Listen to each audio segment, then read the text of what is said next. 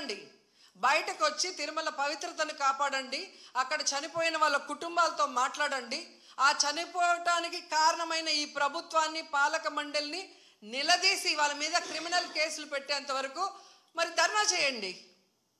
ఎందుకు మాట్లాడట్లేదు?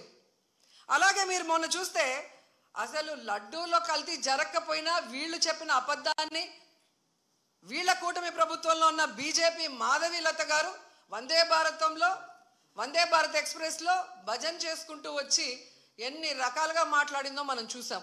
నిజంగా మీకు దేవుడి మీద భక్తి ఉంటే, భక్తుల మీద ప్రేమ అభిమానం ఉంటే, ఈరోజు 6 మంది ఎవరి వల్ల అయితే చనిపోయారో ఈ ప్రభుత్వాన్ని నిలదీయండి.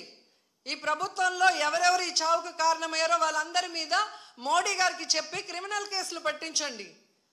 అంతేగాని ఈరోజు మీరు పూసుకొని మీరు చేస్తే మాత్రం అది కరెక్టు, వేరే వాళ్ళు చేస్తే తప్పు అన్నట్టుగా దొంగ మాటలు చెప్తూ ఎవరి మీద మా దుమ్మెత్తి పోయాలనుకుంటే ప్రజలు అన్నీ గమనిస్తున్నారు. అండ్ ఈరోజు మీరు చూస్తే మోడీ గారికి కూడా మేము విన్నవించుకుంటున్నాం, మీకు భక్తి ఎక్కువ ఉంది కాబట్టి ఈరోజు తిరుమలలో జరిగింది పూర్తిగా చంద్రబాబు నాయుడు గారి ఫెయిల్యూర్, ఆయన నియమించిన అఫీషియల్స్, పాలక మండలి ఫెయిల్యూర్. సో వీరందరి మీద విచారణ జరిపించి దీనికి ఎవరెవరి నిర్లక్ష్యం కారణమో వాళ్ళందరి మీద క్రిమినల్ కేసులు వేసి వీళ్ళందరినీ లోపల పెట్టాలి. ముందు వీళ్ళందరితో రాజీనామా చేయించాలని కూడా డిమాండ్ చేస్తున్నాం. ఇక హోంమంత్రి గారు ఉన్నారు, ఎప్పుడు ప్రెస్ మీట్ పెట్టి ఎవరి మీద దుమ్మెత్తి పోద్దామా, ఎవరిని మాట్లాడదామా అనుకుంటున్నారే తప్ప వీళ్ళు వచ్చిన తర్వాత ఈ రాష్ట్రంలో లా అండ్ ఆర్డర్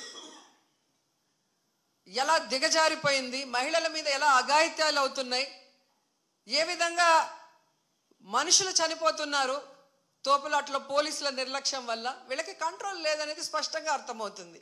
సో ఇలాంటి వాళ్ళని హోంమంత్రిగా పెడితే ఇంకెంతమంది ప్రాణాలు తీస్తారో ఒకసారి మీరే ఆలోచించి యాక్షన్ తీసుకుంటే మంచిదని కూడా కోరుకుంటున్నాను. అండ్ మనకొక సనాతన యోధుడు తిరుపతిలో ఆయన డిక్లేర్ చేసుకున్నాడు, నేను సనాతన యోధుణ్ణి, హిందువుల పక్కన నిలబడుతున్నా, హిందువులకు ఏదైనా జరిగితే నేను ఊరుకోను అన్నావు. అదే తిరుపతిలో ఈరోజు 6 మందిని మీ కూటమి ప్రభుత్వం చంపేసింది. దీనికి మీరు ఏం ప్రాయశ్చిత్తం చేస్తారు? చంద్రబాబు నాయుడుతో రాజీనామా చేయిస్తారా? మీరు బాధ్యత తీసుకొని రాజీనామా చేస్తారా?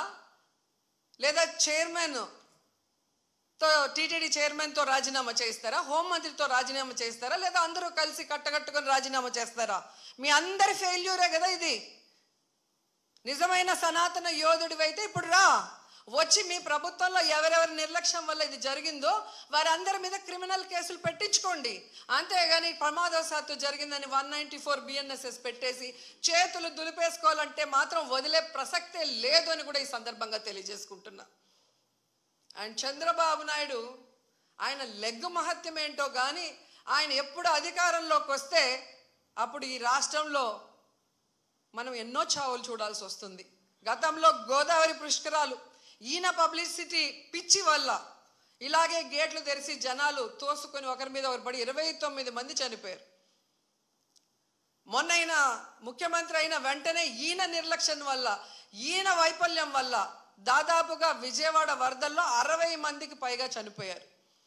మళ్ళీ ఈరోజు చిత్తూరు జిల్లా కుప్పంలో ఉండగానే 6, 7, 8 ఉండి పోలీసులందరినీ తిప్పుకొని ప్రజల్ని గాలికి వదిలేశారు.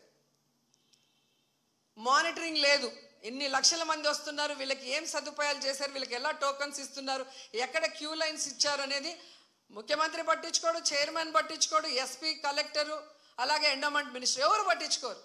బాగా జరిగితేమో మా గొప్పతనం 30 years ఇండస్ట్రీ, 40 years ఇండస్ట్రీ అని గొప్పలు చెప్పుకుంటారు. లేదు అంటే గత ప్రభుత్వ వైఫల్యం లేదా అఫీషియల్స్ వైఫల్యం అని ఎప్పుడు ఎవరో ఒకరి మీద దుమ్మెత్తి తప్పించుకోవాలన్న ప్రయత్నం చేస్తున్నారు. ఇది సీరియస్గా తీసుకోవాల్సిన ఇష్యూ. ఈ చంద్రబాబు నాయుడు గారి వైఫల్యం వల్ల, అసమర్థ వల్లే ఈరోజు ఇంతమంది చనిపోయారు. ఆయన నియమించిన వాళ్ళు ఎవరైతే ఉన్నారో వాళ్ళందరి నిర్లక్ష్యం వల్ల జరిగింది. సో వెంటనే ఈ ఎఫ్ఐఆర్లు మార్చి తప్పు చేసిన వాళ్ళ మీద క్రిమినల్ కేసులు పెట్టాలి. లేకపోతే మేమైతే వైఎస్ఆర్సీపీ తరఫున భక్తులకి అండగా ఉండి ఆ చనిపోయిన కుటుంబాల తరఫున పోరాటం చేస్తాం.